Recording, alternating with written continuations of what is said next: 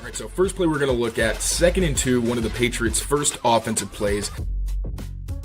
What's going on, everyone? Mike Kadlick, Taylor Kyles here for CLNS Media. Back with another live edition of the Patriots Daily Podcast here on the CLNS Media Network. As always, powered by our good friends over at PrizePicks. It is a Wednesday show, which is usually a mailbag show. Now, we asked for mailbag questions. We were going to answer some at the end of today's show, but what we're going to do is actually push the mailbag portion to tomorrow. We're going to do that tomorrow afternoon. We will have a Bengals preview type in the morning. We will do a mailbag after the day down in Foxborough, and we will hit those because we have a ton of Patriots news to hit on this Wednesday, Taylor. Even before the breaking news that I'm going to talk about, we have plenty of Patriots in the news, ESPN-wise, guys talking left and right, talking about how the schedule's too easy and that they're not going to be able to defend the run. We have a couple Patriots. Except for that second part. What a 180 from last year. Yeah. Couple Patriots assistant coaches being listed on NFL Network's list of potential candidates to be head coaches both next year and in the future. We have a new injury report as well with the Patriots with some promising news. And we have a ton of insight and things to talk about with Mike Vrabel and Drake May talking down in Foxborough this afternoon. But I think we must, Taylor, start with what is a little bit of breaking news in the NFL world right now. And that's that Joe Burrow practiced today in Cincinnati. Not just practiced, but practiced in full. Now, Joe Burrow dealing with a turf toe injury that he had surgery on earlier in September, only played a handful of games to start the season. And it sounded like his original prognosis was that he would play towards the end of the season, closer to December, I believe was the original one. They brought in Joe Flacco, as we know, to kind of be that bridge, hopefully win them a couple games, get them ready for what they thought could be a playoff push. Burrow was then assigned to return several weeks ago with another sort of new prognosis with potentially early December at what people thought was the earliest. Now he started practicing a little bit, doing some 7-on-7 work. But today he's a full participant. Now, I tweeted when that news came out last week that Patriots play the Bengals in week 12. Who knows? And everyone called me crazy. And then Joe Burrow's a competitor, as we know. He wants to go out there. He wants to play. He's had some tough injury luck. But with him being a full participant, that also means that he got in some 11-on-11 work today. And Joe Flacco, meanwhile, was listed as limited with, I believe, a shoulder injury. So a lot of QB dynamics changing in Cincinnati as the Patriots had to take on the Bengals this weekend. And I know you're going to get into a little bit sort of the similarities and differences between these two guys, but just on the surface, 30,000 feet, Joe Burrow is a top 3 or 4 quarterback in football when he's healthy, and that could potentially now be in the Patriots' way this weekend. Yeah, and we got some great insight from Mike Petraglia, who does a phenomenal job for CLNS covering the Bengals. I mean, truly my hero. I hit him up to try to get some insight into what the situation is because, yes, it is very significant that Burrow's a full participant, but it did seem very fast. And obviously the Bengals need to win as many games as possible to stay alive because right now a playoff push for them is looking pretty unlikely. But according to Trags, he says that Thanksgiving night is more likely for Joe Burrow, and then it really depends on how Burrow feels and if he insists and has full range of motion and agility at practice. So it's not a completely, out there idea that Joe Burrow could practice, although with him being full, I think the assumption is going to be, he's probably going to play. Temper that a little bit, but now you're in a situation where you kind of have to deal with 2 quarterbacks. Right. Now, I wanted to dig into the stats because when you look at these 2 quarterbacks kind of at a 1,000-foot view, obviously Joe Burrow is better than Joe Flacco, but stylistically, they're not super different passers, right? Today, Mike Vrabel talked about Joe Flacco and how you're not really going to trick him. The guy has been in the NFL, which is crazy. Joe Flacco's first season was Mike Vrabel's second to last year in the NFL. 2008, right? 2009. 2009. Okay. Yeah. Because Flacco. So I was also wondering, Flacco bounced the Patriots as a rookie in the playoffs. I was wondering. I was like, wait a minute. Ray Rice game. Yeah, exactly. And I was like, wait, was Vrabel on that team? He was not. But in Vrabel's last season in 2010, the Ravens did knock the Chiefs out of the playoffs. Oh, so shit. Okay. Flacco's inevitable, baby. But again, just from a stylistic perspective, they're both very smart quarterbacks who you're not really relying on trying to trick them because they are very cerebral guys. Also, guys with big arms who are more than happy to sling it downfield. Pocket passers who do have mobility and can burn you with their legs if you let them. Especially with Flacco. He's old, but he's such a big guy. He takes those long strides. If you really don't account for him, he can eat up chunks of yards. I think there was like a zone read. I don't even know if it was designed or not, but there was some conversion he had where he kind of pulled the ball. Oh, yeah. Didn't he call it on his own? He said that. Maybe, yes. I think that's what it is. Yeah. He said he saw the opening. He was just like, F it, and pulled the ball and ran. So like those kinds of things. Sorry. I just wanted to say before you keep going, that's the thing that fascinates me about Flacco in this situation is when he was named the starter in full in Cleveland this year, he kind of stunk. And it's like there's almost a little bit more pressure. And I don't think he's necessarily cracks under pressure, but when he gets pulled out of nowhere off the street a couple of years back, the first time in Cleveland, and he has nothing to lose and he just goes back there and slings it, he's a pretty good player because he's just like, I'm just going to put the ball where I want to with some of these great receivers. And he's done the same thing a little bit more so far this year in Cincinnati. Like, again, the pulling the ball on his own read. What's Zach Taylor going to kick him off the field? Like, I wasn't even supposed to be here, dude. Like, I can do whatever I want. Like, it's kind of fun to see that kind of angle of him now that he's, into his 40s.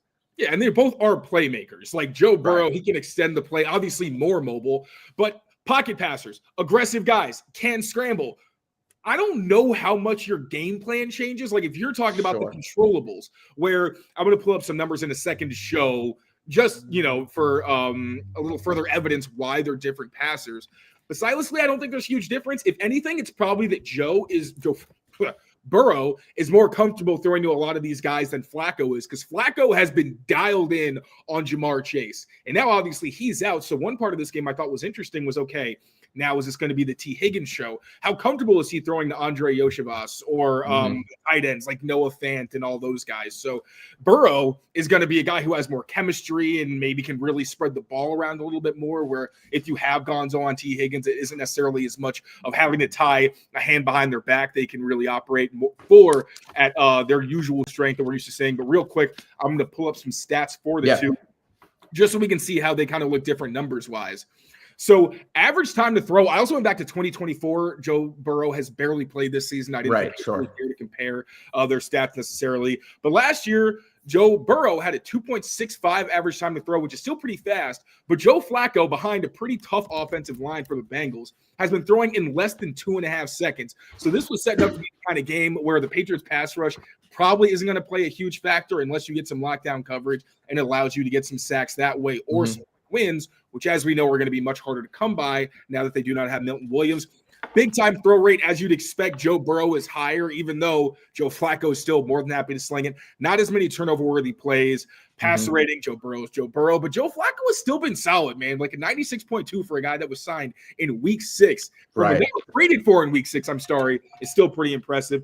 And then that pressure to sack rate might be the biggest one, because even in the smaller sample size, Joe Burrow had a bigger pressure to sack rate. Now, part of that is probably because he's younger, more mobile, more opportunities to extend plays like that. But I think that does play a bit of a factor in how effectively you're going to be able to sack these guys. Because I just don't think Joe Flacco is going to be putting you in many positions where you can get after him. Like, he's not trying to take hits at this stage.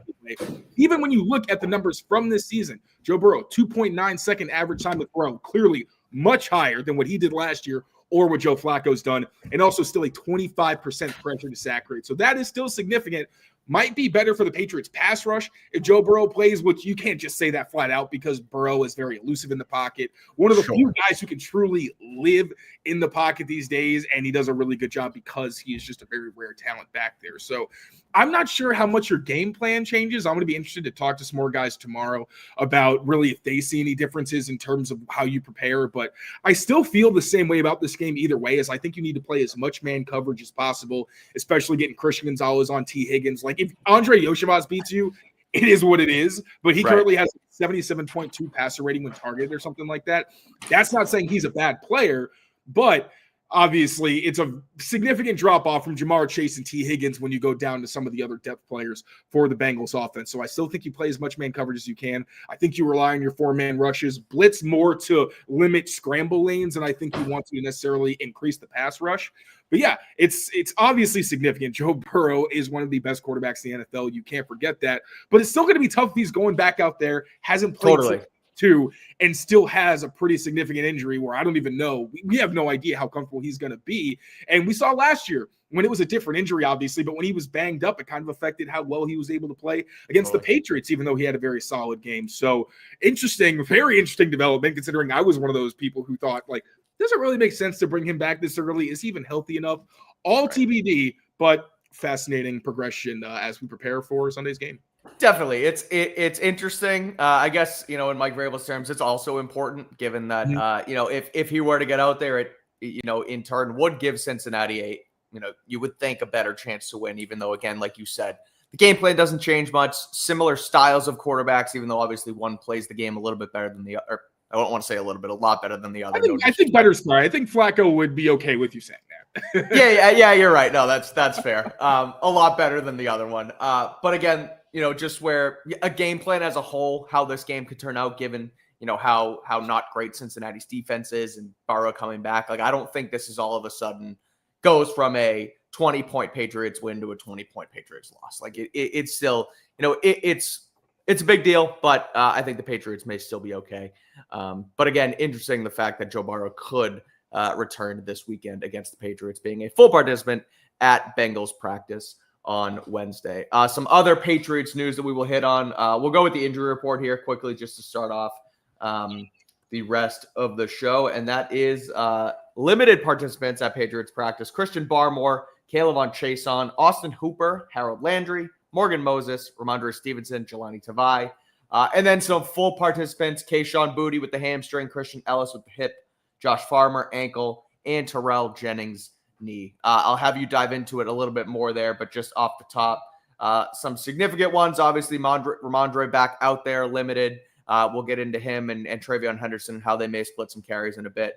But then Kayshon Boutte back with the hamstring, full participant. So it looks like he is at least on track to get back out there this weekend against Cincinnati.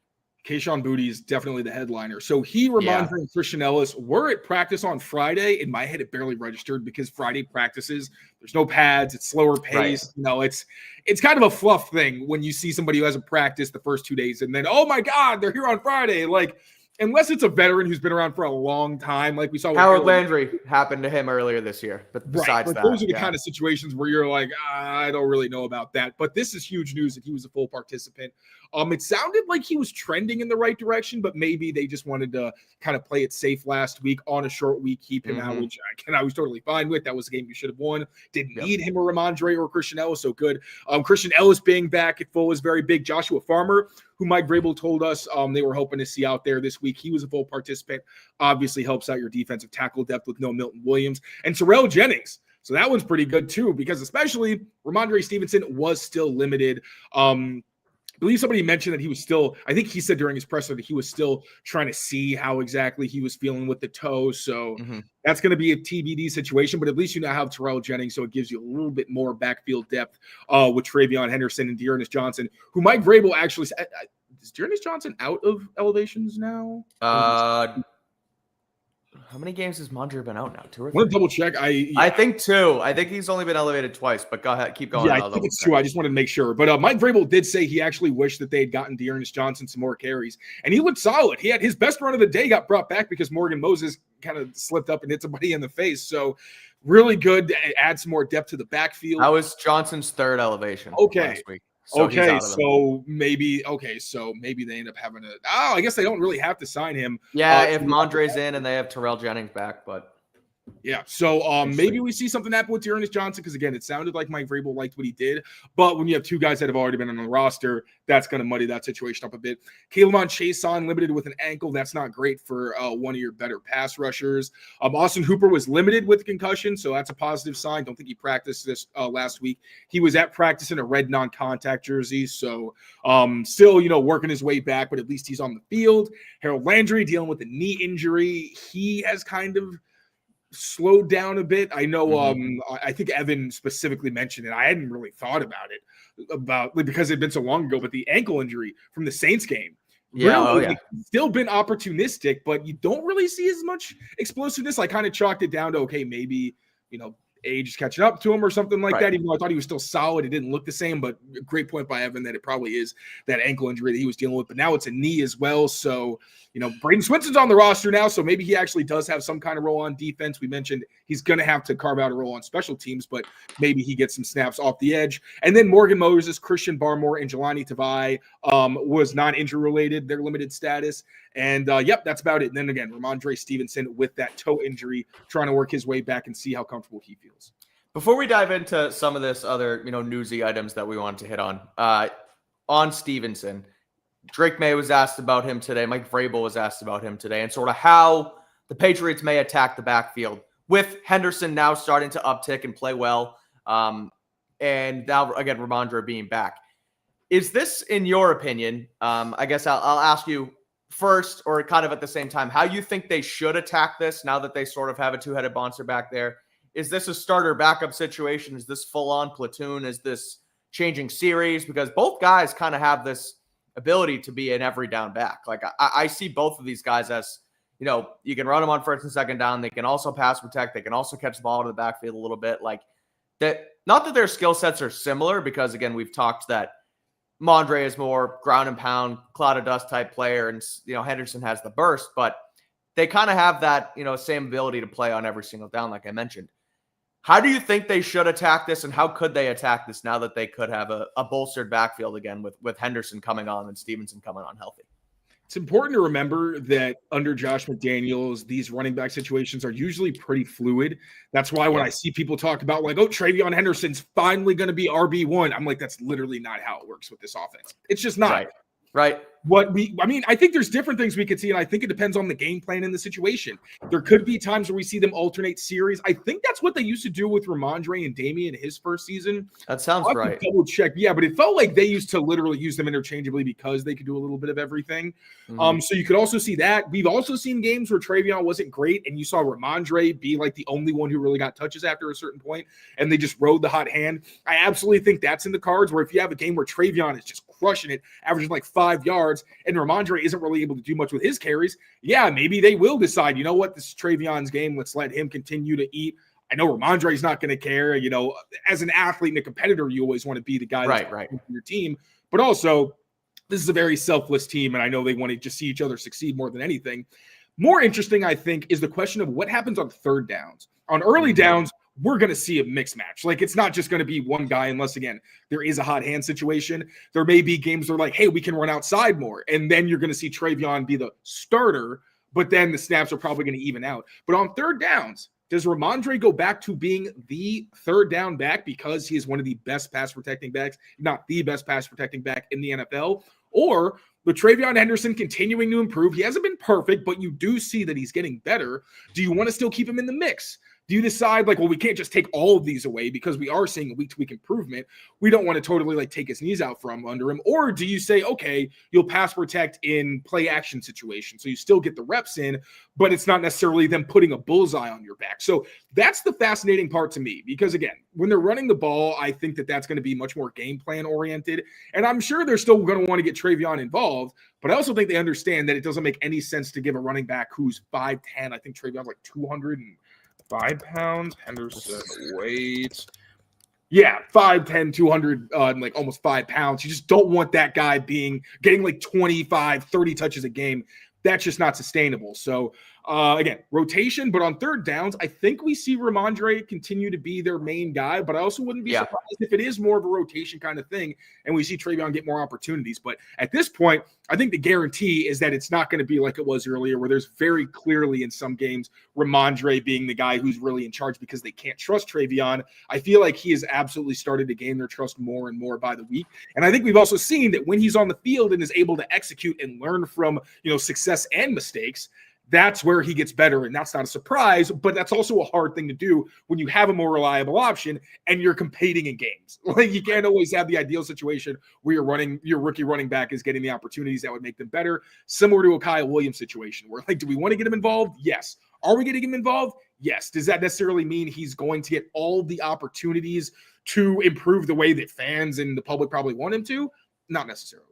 You mentioned the public and how they want these rookies to play. When we asked for your mailbag questions, what someone asked about the fantasy outlook for Henderson this week, and I skipped over it because I was like, that first of all, that's not our question to answer, but just how. I mean, to be fair, I think he's gonna pop off this week. I will say that because the Bengals have been very bad in terms of receiving and rushing against running backs. So if I had to answer that question, I would say start TreVeyon Henderson, but I don't know about points or nothing like that. I don't know how that works. Off topic, you know Brian Windhorst, the basketball reporter for ESPN, who's the guy who had like the fingers. Yeah, okay, yeah. So Adam Schefter, in his little hit about Joe Burrow, says with his hands in the air like this, I think there's a lot you have to work through and read between the lines, but something's happening in Cincinnati here. Something's happening. He's going like this. So look, I don't know what's gonna happen with Joe Burrow, but Schefter's on it. He's doing the windy fingers. So we'll see what happens there. Steph Diggs said he had a broken finger today. Yeah. Is that correct? What's the deal? He said he fractured his finger or something like that, and he said, then he said it wasn't a big deal, and then Drake talked about it as well later on. He kind of did. He was saying that he ribs Diggs. He was joking that every time he gets hit, he's on the ground. It's like he got hit by an 18-wheeler or something like that. It's pretty funny. But yeah, I mean, Diggs, with the competitor that he is, it's not a huge surprise. It's just one of those when you hear it, you're like, what the hell? What do you mean you fractured your finger? Yeah, right. Maybe that's why he dropped the pass last week. I don't know. Maybe, he's thinking about the contact or whatever. I'm mostly joking. Just kidding.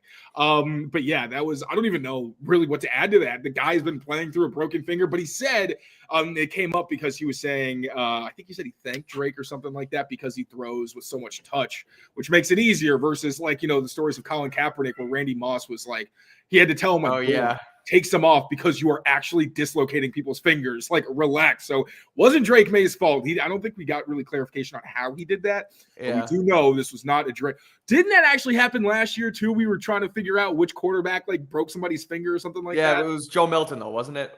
I think it was. Yeah, it might have been. Yeah. So I'm wondering. This is me being, stirring the pot. But if Diggs heard himself say he broke his finger and then he stopped, he's like, "Oh wait, never mind. It's not a big deal because that's something they have to report on the injury report, technically." So if as long as he practiced fully and it didn't affect him practicing, they don't have to report it. Okay, that makes sense. Like that's fair. And it says full. So yeah, all right, good point. All right, fine. I won't stir the pot any further there. But crazy that Diggs is playing through this and the fact that Drake May is ripping people's fingers off during practice is insane. Couple more things to get to here, but before we do, I'm going to tell you guys about our friends over at PrizePicks, because as you know, this episode and every episode of Patriots Daily is brought to you by PrizePicks. The hard-hitting football action is even better with PrizePicks, and although the weather might be changing, the feeling of being right never gets old. So keep the season rolling on PrizePicks by getting $50 instantly in lineups when you play your first $5 lineup. PrizePicks is super simple to play. Just pick more or less on at least 2 player stats, and if you get your picks right, you could cash in. Big one coming up on Thursday Night Football tomorrow. It is the Buffalo Bills and the Houston Texans, with plenty of playoff implications in sight for that one. And PrizePicks is the only app that offers stacks, meaning tomorrow night you could pick Davis Mills or Josh Allen to have more passing yards, more rushing yards, more touchdowns, all in the same lineup, and that is only on PrizePicks. So don't wait. Download the app today. Use code CLNS, and you will get $50 in lineups after you play your first $5 lineup. Again, that's code CLNS, and you will get $50 in lineups after you play your first $5 lineup. PrizePicks, it's good to be right. All right, a couple topics here to get to. We have Cam Newton, we have Dan Orlovsky, and we have the coaches. I will let you pick what we do next. Let's go to Orlovsky. All right, Dan O. Talking about the Patriots today on Get Up, ESPN, NFL Live, one of these shows, whether it was last night today, I can't remember. But talking about how maybe we should have started with Drake because he doesn't even know what show Cam's on. Yeah, that's a great quote too. That was the first time we're gonna do Orlovsky first, but that was the first time that I heard Drake, and it was like he's being super humble, but he's also kind of throwing a little bit of a shot. Like, I don't know if it was by accident on purpose, but just being like, I don't even know what that guy does right now. Like, I don't think about you. Yeah, right. Dan Orlovsky basically saying the Patriots are playing too much nickel, and they are going to not be able to defend the run once the playoffs come around. What's your cat doing? In my get out of there, please. You knocked over Adam Warlock. Sorry. That's so good. All right. Patriots are playing 76% or playing nickel defense 76% of the time. They are tied for the third most in the NFL with that number. And Dan Orlovsky said that could be the Patriots' fatal flaw down the stretch, that get into the playoffs, not going to be able to defend the run because they're in five defensive back. They don't have enough what sounds like, heavy personnel, defensive front, whatever. And the two of you kind of went back and forth, but talked about it on Twitter a little bit today. And you mentioned how Marcus Jones is out there as their nickel defender, has been a great run defender, but Patriots defense has also softened a bit against the run the last couple of weeks. So is Dan right? Is Dan wrong? What do you make of, him thinking that this could be the reason that the Patriots ultimately outwon, is that they're not matched up personnel wise against some of these offenses? Yeah. So, and I know that Dan puts the time in, so I'm not trying to be rude here or anything. Of course. Yeah. And I also understand where he was trying to get at, where I would agree if they play the Colts and even maybe a team like the Ravens in some situations, but specifically the Colts, where Daniel Jones is a running threat, but you're not really thinking about it. They line up under center a ton. Right. That's a team where, I could see you having to go base because that offensive line is so good. And obviously Jonathan Taylor is just built so different. Like, that's a game where I would say, you probably do want to live in base because they are just on a completely different level. That I understood. But the way he phrased it is what I had an issue with, where he's saying that teams are going to force you out of nickel, because I'm thinking, okay, if you're playing nickel, it means that you are taking the nickel corner off and putting the linebacker on, which would mean taking Marcus Jones off and putting Jelani Tavai or Jack Gibbons on. Sure. I was a little bit annoyed by that part because Marcus Jones has been an outstanding run defender. His willingness to throw his face in the fire, to take on blockers, like offensive linemen. Are there plays where Bijan trucked him that one time, and sometimes an offensive lineman will reach him and he'll get blocked out? But that also happens to linebackers. And Marcus Jones's effort, his consistency, his range, his tackling, he is not a liability. And you see teams like the Bills with Teron Johnson, when he was in his prime, they played nickel almost all the time. They did play base sometimes, but they majored in nickel because Teron Johnson was such an effective run defender. And again, some offenses, I get it, but it's not like they didn't play the Bills. They played the Bills in Buffalo, playing all this nickel defense, and were still able to essentially shut down James Cook. So I didn't agree with that, especially in terms of it being their fatal flaw. This run defense, unless it falls off a cliff, is not their fatal flaw, even when they've been getting worse the past few weeks. And we mentioned this on our show after the game, but I really thought that had more to do with Justin Fields. If you look at Breece Hall, he had one explosive run, and it was on the speed option, which is, that's not bad run defense. That was just a tough position they were in on the first drive.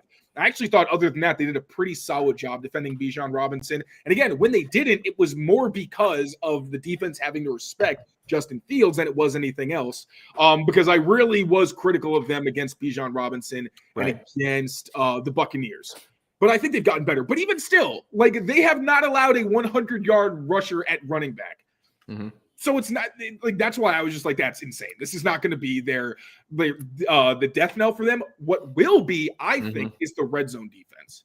Okay. So I was putting together my notes. I'm going to do my keys for the game this week.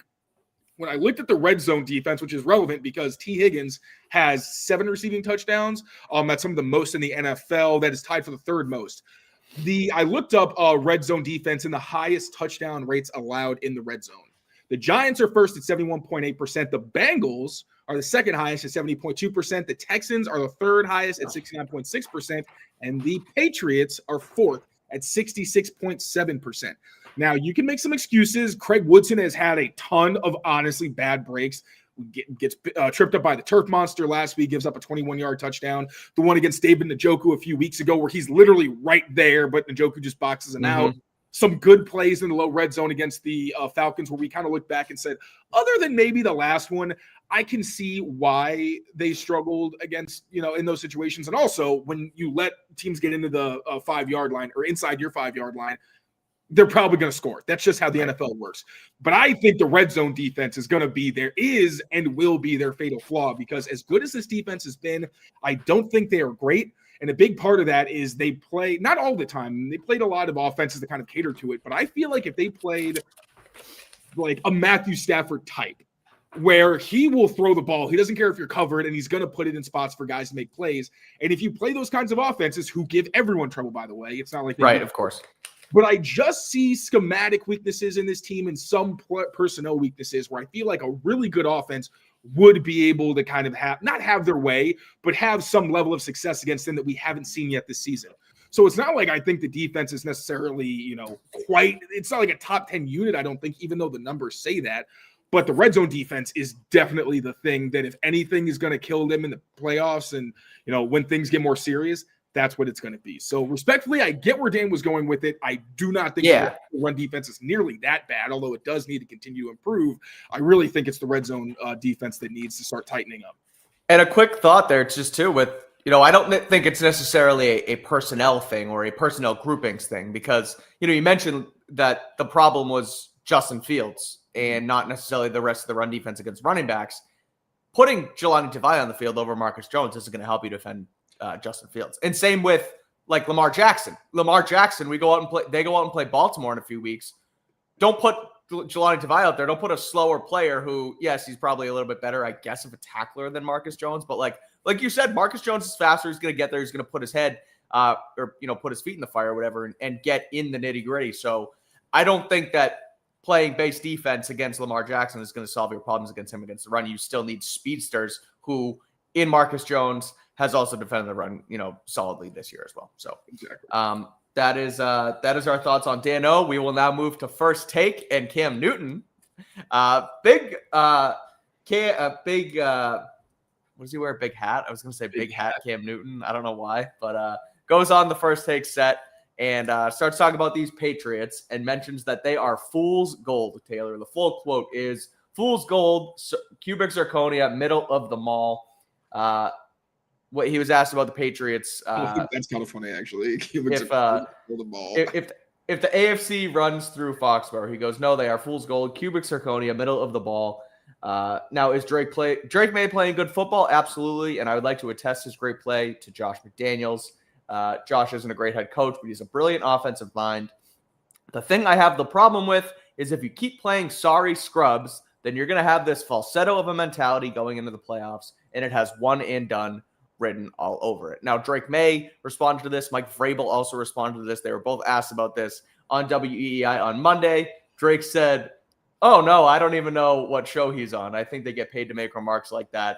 I just worry about what people in our organization thinks, blah, blah, blah, blah. Mike Vrabel said he asked if they were going to use that clip as motivation. Vrabel says, what do you want me to put Cam Newton clips on in our meeting? No, I'm going to put clips of our players on in the meeting. And then basically wanted to say anyone can think of us what they want. We're focused on the Bengals trying to get our 10th win. So internally, they don't care. But it's an interesting topic of discussion given the fact that the Patriots have had an easy schedule. And I don't think we've really talked a ton about that on our show, to be honest, as far as where they are, the strengths of schedule. I guess we've mentioned that it's been pretty easy, but historically, it's one of the worst schedules that the NFL has seen. However, I don't necessarily think that the schedule is what makes this season fool's gold by any means. I look at, and I forget who pulled this. I want to try and think of it so I give the proper credit. Was it someone on the Sports Hub? I don't know. I heard it today where the strength of schedule for Super Bowl winners in the past 10 years. Oh yeah, yep. They've all been the 13th, 14th, 15th worst schedule in their conference. So it's not like the Patriots are going to all of a sudden, or shouldn't, at least as history says, hit the playoffs and be dumbfounded that they're actually playing a good team. You got to play the schedule in front of you. The past Super Bowl winners have also had an easy schedule, and it's not like it's really not that much worse than any other schedule across the league, because I feel like most teams right now just aren't playing great football. So I ask you, is this a problem for the Patriots that they're playing an easy schedule? And what do you make of Cam's comments that this team is fool's gold and not actually a great team right now? I understand it from a national media perspective, even though it's Yeah. lazy. It's lazy. If you're only attesting it to an easy schedule, I would understand him. I understand what he's saying about like if you go into the playoffs having only played bad teams, like you might not be tested, and that I think is fair. Like if you are going out and blowing people out every single week, then that can create a false sense of pride, and I get that. Because then you don't learn how to win close or whatever and try and get across the hump over something, have your backs against the wall or whatever. Yeah. And that resiliency is important. The thing is, they've also had games like that. Like, it's not that this team hasn't been tested. Like Mike Vrabel says, I'd rather win from losses than win. I'd rather learn from wins than I'd want to learn from losses. I don't know why they give me so much trouble. But, like, okay, so the Panthers offense has been killing it lately. Obviously, they were not in the same place earlier this year. Pretty much shut them down. The Steelers only scored 21 points against you. That's not a bad offense, especially against Aaron Rodgers.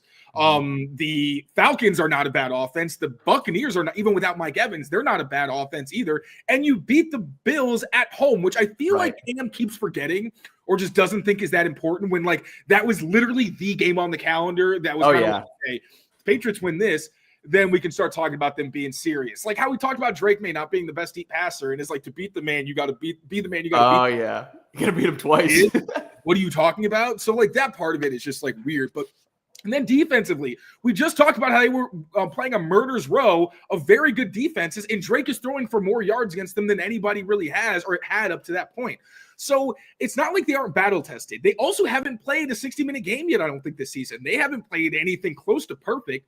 They've had to learn lessons throughout this season, and we've also seen them improve. The run game hasn't been a liability the entire year. Like you've seen, like, okay, I don't think it's going to be the strength of this offense at any point, but you have seen them find production. The passing game with Drake May, he's making steady improvements. The pass defense, or the defense in general, still has plenty of warts, but like we talked about, the tackling was the biggest thing earlier this season. Like, what is going on? Why are they missing so many tackles? This is very un-Vrabel or, Belichickian tree kind of like, that's not his tree. You know what I mean? Sure. And it got better, and it got significantly better. So I just think, again, I think it's a lazy point, but when you look at it closer, they are improving. They have been in some situations where they had to play smart, tough football, and they did it. So it's not like this is some team that's just been coasting and everything's been easy. It hasn't been. Because they're not a perfect team. They're a team with, I think, a better roster than people give them credit for. But it's not, I don't think, one of the best rosters in the NFL. I think they have phenomenal coaching, a great quarterback, and a lot of smart players. So, yeah, man, I disagree with that take. I think the schedule stuff there's a place for it for sure. And I think it's a fair thing to acknowledge. But like, you got to be more specific. And I understand you're on TV, you might not have as much time, but to just make these blanket statements of like, oh, they're just playing all these scrubs. I know there's an entertainment element of it, whatever. Yeah, for sure. You're not here to be entertained. You're here to learn. Well, it's more like I said, it's more of a jumping off point to the discussion of the schedule, not specifically what Cam said. And I think you hit the nail on the head where it's not like they're just blowing doors off of every single team and haven't been able to like fight through different types of adversity and see how they maybe have to play games differently, right? Like game-winning drive against Buffalo, blow a team out, win tight on the road against the Saints when you're kind of, I guess, playing down to your opponent a little bit because they still played well that game, but you get my point. That was like one of Spencer Rattler's best games of his career. Right, and it felt like sort of a trap game. Like you've had all of these benchmarks where regardless of the opponent, you've won in different ways. And I look back at like the 2021 Mac Jones rookie year, they didn't really have many tests. Like they kind of just, on that win streak they had, they kind of did just win. I don't have the scores in front of me, but kind of won pretty handily. And once they did finally hit a test on that primetime Saturday night game against the Colts, they kind of got their shit pushed in. And that was exactly the kind of team where it was like, these guys have been pretty good, but the Colts, like, one offense is very, very good. Exactly. So those tests that the 21 Patriots failed, the 2025 Patriots have passed so far. So again, not that I don't, they very well could go one and done in the postseason and hit a Denver or a Kansas City or whatever and lose. But for right now, I'm with you. I don't think that point necessarily stands. I think that they've done what they've had to with what's in front of them. Yes, the schedule has been, strength of schedule wise, one of, if not the easiest in the league. But they've had their backs against the wall a couple times. They have still beaten the Bills. They have still beaten the Buccaneers. And then they have a couple more coming up in the Bills again and also Baltimore. That can really give us more of a, some more, I guess, tests and benchmarks to add to their resume to see if this team is truly for real. But for now, I don't believe they are. The teams that they've blown out are the ones that you went in saying that they should have blown out. The only maybe exception is the Jets, and we were saying you should not expect a blowout because short week division game on the road. Yeah, there's a lot of funkiness to that. So that's another point of like you're talking about the blowouts. Look who they did blow out. If they hadn't, we'd be having a very different conversation. So totally. Won't go full read here, but I did just want to mention that we are still partnering with our friends at Omaha Steaks. There they are. The best steaks in all the land. As you guys know, holidays coming up.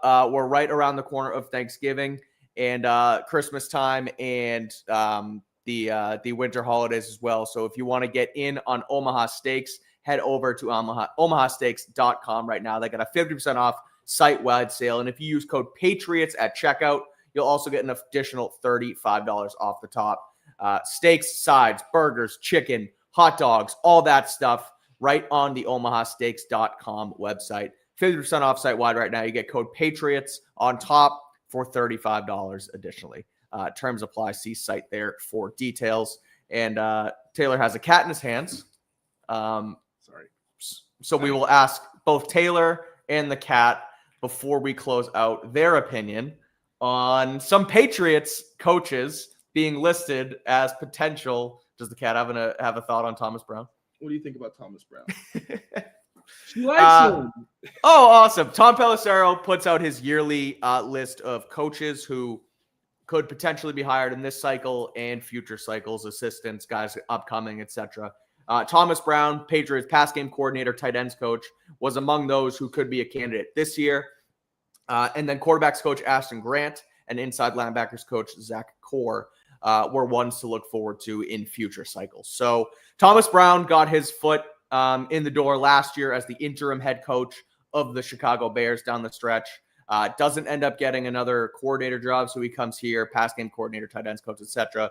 Sounds like, if things continue to go well, he'll probably be out of here, get some sort of promotion, whether it's OC, whether it's head coach. Don't know if the Patriots, given the position Josh McDaniels is in, can really do much to keep him around because he's going to want to go get that promotion, what have you. But then Ashton Grant, Zach Core, the other interesting ones there too, because do you keep Grant around with a passing game coordinator title at that point? Depending on, the health and how things go with Terrell Williams, can Zach Core end up being the DC here? Like there's a lot of moving parts, but wanted to get your thoughts on some of these Pat's assistants being listed on this list. And, a guy like Thomas Brown, especially potentially being picked up as a head coach next season. Thomas Brown makes a lot of sense. It felt like him coming here was partially like, hey, you want to learn from Josh McDaniels. And it felt like kind of another year for him to really just totally get his bearings, get some great experience in a good situation, and then continue to build up his resume and move on. Because last year was just so tough. Obviously, he was put in a really difficult position. So Thomas Brown as a head coach would make I wrote a story last year for SI on a quote on him. At one point, I think he said he lost 25 pounds in 2 weeks. Yeah, I remember that. Because he went from passing game coordinator to interim offensive coordinator to interim head coach within a 3-week span and had so much shit to do that he was like, I legitimately forgot to eat for 10 days. Oh my God. It's crazy. It's like that meme where it's like I accidentally became important at work. Yeah, literally. It's Thomas Brown, but that's just oh, okay. Whoa. What's happening? Yeah, right. All of a sudden, everyone's just turning to him for information. He's like, I'm the head coach now. I was just, I was drawing up the play calls earlier. So yeah, crazy. But yeah, the Patriots are very lucky to have him, especially as a tight ends coach. Obviously he is capable of much more. And I think he is a big reason that they've been able to expand the pass game in terms of moving pockets and things. Every once in a while you'll see a concept and I'm like, I've never seen Josh McDaniels run this. And you can tell you don't know who's exactly, but sometimes based on his history, I'm like, I feel like Thomas Brown's fingerprints were on this a little bit. So he makes perfect sense as a potential head coaching candidate. Zach Core does as well. I mean, Mike Vrabel's been hyping him up since before Terrell Williams was unfortunately diagnosed with cancer. During the summer, I forget how exactly it came up, but when he talked about Core, he's like, yeah, this guy is I think he called him either a future coordinator or future head coach. And yeah, that sounds familiar. And what he's done with this defense, man, like it's not perfect. I don't necessarily love the system they run, but their adaptability and how, yes, they give up opening drive scores, which I cannot emphasize enough, like Bills defense used to do all the time before they would make the adjustments and then kind of tighten up after that. And that's what Core's defenses have done, which has been very impressive. He seems like a great communicator. Guys respect him. So he also makes a ton of sense. Brendan Schooler was on the list as well, right? Jeremy Springer, but yes. Oh, what did I say? Oh my God. Brendan Schooler. Oh my God, that's crazy. Yeah, yes. I forgot him. Yes. Yeah, no, Jeremy Springer well. also. It is a bit interesting because I feel like usually I don't know how long John Harbaugh was in the league before he became a head coach, but special teams coordinators becoming coaches isn't super common. But also, if you can be the kind of guy who is big on fundamentals, you just understand how to be that front-facing guy who is not running the organization, but is the guy who's going to be answering the questions, kind of handling everything on that kind of CEO type level. I have no idea if he can do that or not. That's a very different title than anything he's had. But in terms of like being a leader of men, I could see Jeremy Springer in a position like that. I'm so sorry. I'm getting crazy tongue. Harbaugh was the Eagles special teams coordinator for 8 seasons. Before. So there you go. He was their coordinator for 8 seasons. Then he stepped back and was just their DB's coach in 2007, which I don't know if he got demoted, and then ended up as the Ravens head coach in 2008. But the only other, I believe, and correct me if I'm wrong, I remember looking this up. Joe Judge was a special teams coordinator turned head coach, and then Darren Rizzi was the interim for the Saints last year and is now a coordinator again. I don't think there's been many other, if any other, special teams coordinators to be head coaches. Yeah, it's kind of rare. So that's and even I think Harbaugh did have like defensive experience before that anyway. So it's not like he was just special teams. Yeah. So while as a person and a leader of men, I would not be shocked to see Jeremy Springer succeed in a bigger role like that. I have no idea if he's the kind of guy who can be overlooking game plans and giving, his thoughts and those. I have no idea. So that one, I don't know. We'll see. It would be interesting to see if he really got some looks and how many people were interested. And am I forgetting anybody else? Thomas Brown, Zach Core, Jeremy Springer. I think that was it. Okay. I believe. Let me comb it real quick because I don't want to miss anyone because I already missed Jeremy Springer. But I mean, on this coaching staff, like we talked about it when they put it together, this was a very good staff of people who were experienced, also some young people who were up and comers and had a lot of respect in the league. So it wouldn't be surprising if they win a playoff game or not, if a lot of these coaches end up getting interviews for other positions next season. Totally. And that was it. It was Thomas Brown, Ashton Grant. Ashton Grant, that's the one I didn't mention. Ashton Grant. If he leaves, I guess you can give him whatever is in. Yeah, I guess you give him that passing game coordinator time. Yeah, because Thomas Brown wouldn't be here anymore if he gets a job, so that would make a lot of sense. And opportunities only come around, He's also only 29 years old. Right. I was going to say, I wouldn't be surprised if he sticks around and is like, hey, I want to learn under Josh. I still want to keep working with Drake. I'm sure at some point his ambitions will lead him to want a more prominent role and things like that. But at the same time, he is a really young guy, so I don't know if he would want to take that kind of role. But hey, man, you don't know when you're going to get those chances again, so he absolutely could, but it does feel a little bit early for Ashton Grant. Yeah, it does. But again, it's someone who move up, coordinator, passing game coordinator title, working under Josh, potentially move on, have some success, and then go into the head coaching ranks there eventually too. So again, it's a 180 from last year coaching wise. It's a 180 from last year record wise, and it's one of those things where like Belichick's coaching pipeline. I wrote something on this a couple weeks ago where their head coaching. His head coaching tree isn't great, but when guys would leave, there was always somebody next up until there wasn't. And then it did dry up, obviously, when Patricia and Judge had to call the offense. But, you went from Romeo Crennel to Matt Patricia to Brian Flores. On offense, you went from Weiss to McDaniels to O'Brien, back to McDaniels. So, like, those guys were always there. So if the Patriots now start to lose those guys, it becomes very key to have the next guy in line and continue to grow that pipeline. So, when you see Thomas Brown leave, then you give Grant the coordinator job, or the passing game coordinator title. And I don't think Josh is going to leave, but you never know. Or Terrell Williams leaves and Core moves up. There's a lot of moving parts. So you just got to keep the pipeline fresh, as they say. So Any other things we missed here on today's show before we get out of here? I think we pretty much hit on everything, right? Anything in the chat that we might have missed questions-wise? I'm going to look through real quick. Oh, here's one we could kind of touch on really quickly. Sure. I'm going to get deeper into this. How is the defense going to cover Bengals receivers? Will Christian Gonzalez shadow T, or will they bracket T with Carlton Davis in the safety and leave Gonzo on an island with Yoshivas?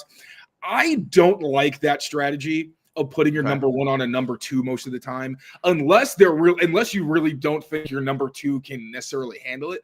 Like, for me, I think that's more of a matchup thing where, like, when they used to play, like when they had Brandon Browner and Darrelle Revis, there was the game where they played the Lions and Revis shadowed Golden Tate, and then you had Browner, and I think he had safety help on Calvin Johnson. That made sense because body type wise, Brandon Browner did not make sense to cover Golden Tate, and Darrelle Revis probably could have covered Calvin Johnson, but it made way more sense to get the guy who's almost Calvin Johnson's size and looks more like a safety to be able to do those kinds of things. So I don't love that. I think if you think one guy's a threat, and I think Yoshivas is such a significant step down from a Jamar Chase and a T. Higgins, I don't think you need to. And plus T. Higgins, like, brackets are great until somebody runs a double move and breaks them. It's the same thing with, like, quarters where, like, it's not a get out of jail free card. If the offense says you're not going to press him, my guy is running free, I don't care that you have two people on him, he's just going to take off vertically and split you guys. That's where, like, the whole bracket thing is nice in theory, but one, you can only do it so many times in a game. I don't think the Patriots have ever done it more than like 5. I think the most they ever did it was 2023 against the Vikings in Justin Jefferson. I had never seen Bill run it that often, at least in my time, like really, really covering them closely. So I think it's going to be Christian Gonzalez on T. Higgins, Carlton Davis on Yoshivas, who actually plays a lot outside more than people might think. You'd expect Jamar Chase is the X, T. Higgins is a Z, Yoshivas maybe the slot. They've been moving Jamar Chase, at least in tape, around a lot more than I have seen in other seasons where he is, like, in the slot. He's moving around a ton, so it's harder to really match up with him and know where he's going to be. A lot of those times you'll see T. Higgins as the X, and then it's actually Yoshivas as the outside receiver. And he's a guy who wins with a lot more physicality, even though he does have some speed. So I would expect him to be the Carlton Davis assignment. I don't love Marcus Jones's matchups here because the Bengals, it's kind of like in that matchup in 2023 where they just have so many big guys, and Marcus Jones, they don't really have a lot of those guys. But I think that you just and T. Higgins has been so good at the catch point. There was a catch he had, I think it was against the Steelers earlier in the year. I forget who it was exactly. I'm sorry. But it's like along the sideline, Flacco just gives him a chance. If you look at the all-22, it doesn't even really make sense. It looks like a glitch where he just goes up and tracks it like over the guy. And even the defender is kind of left behind, like, what the hell just happened? Oh, yes. It was a touchdown, right? He ended up and then he just ran more yards. Like, it was crazy. So I don't like the idea of just bracketing T. Higgins. You want a Gonzo who doesn't get beat on goal balls and is very good in the red zone and doesn't give up touchdowns, because T. Higgins is having a pretty monster year this year. So, yeah, I'm all for just keep it simple. Put Gonzo on T. Higgins, and hey, man, if Andre Yoshivas beats you, then you have bigger problems. Totally. I did want to we're going to do the mailbag tomorrow. So we will ask for questions again, just to kind of load it up tomorrow. And then we'll do the live ones in the chat. But I had to throw this in just from earlier. Brandon Cooks was released by the I Patriot memed Brandon Cooks just because that's what I do, and everyone gets mad, and it's good for me. I'm a monster. I'm an agent of chaos, as they say. I don't think the Patriots should go after Brandon Cooks, but Taylor, I just wanted to get your opinion. Would you try it, or is it not worth it?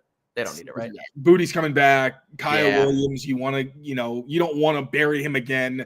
I don't think. I understand why people are asking. It makes sense. He used to be on the team, like he would know most of this offense, but no, I don't think it makes sense for the Patriots right now. Easy enough. Just had to clear the air on the fact that I did not actually the Patriots to sign him. That is simply a tool to get the people going on the old Twitter sphere. But Patriots back at it again tomorrow down in Foxborough. 2 more practices until they head to Cincinnati to take on the Bengals. We hit on a lot of it today. Obviously, starters was Joe Burrow back at practice today. We'll see if he ends up playing for the Bengals this weekend. But that will do it here on this episode of Patriots Daily. We'll be back tomorrow. A double dip. We will tease out a Mike Petraglia, CLNS Media Bengals reporter preview tomorrow morning. So we will get after that with him. We will preview Sunday's game. And then tomorrow afternoon, we'll answer your mailbag questions here on a separate show as well. So keep it here, locked in on Patriots Press Pass. Plenty of other shows here on the channel from today, yesterday, and tomorrow to keep you locked in on the Patriots. And until next time, thank you guys for tuning in. As always, take care of yourselves, take care of each other, and we will see you next time. Peace out, everyone.